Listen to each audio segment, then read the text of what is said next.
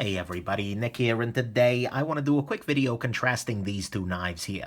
On the top here we have the Spyderco Slysz Bowie, and on the bottom we have the Spyderco SpydieChef. The reason I'm contrasting these two is not only do they look similar in many ways, but they're actually by the same designer, Marcin Slysz, a Polish guy whose name I just butchered.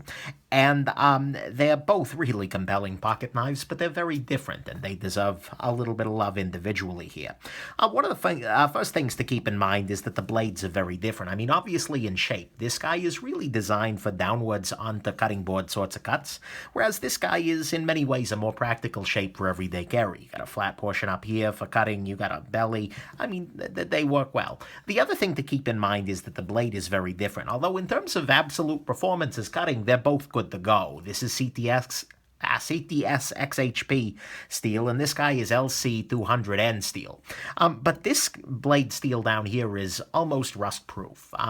Maybe in some weird situation it could rust, but it is absolutely rust-resistant to a crazy degree, whereas XHP has a little bit more of a problem. It can conceivably rust if you're in a really damp sort of a climate. So if you're out on a ship, or if you're swimming all the time or something, this is going to be a choice.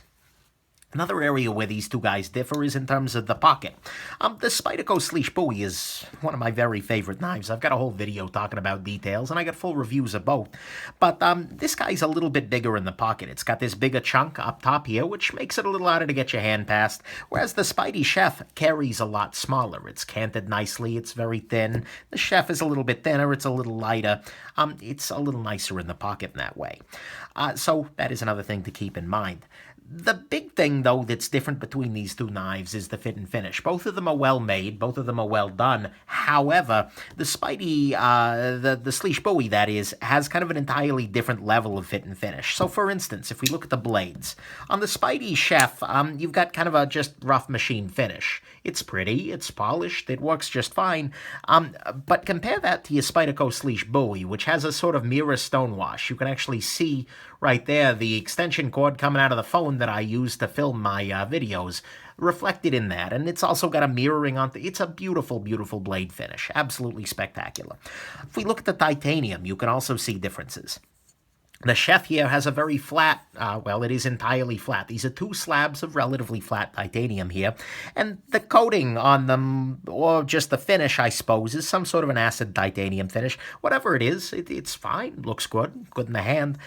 But compare it to the Spyderco Slysz Bowie here, which has this incredible contouring to it. So in the hand, it feels very, very nice having this contour to it. And also note that it's kind of got a bit of a mirror stonewash to it. There's a bit more reflectivity in it. You can see the light reflecting on there as well as the little bits of stonewash, as opposed to this guy, which is just sort of there.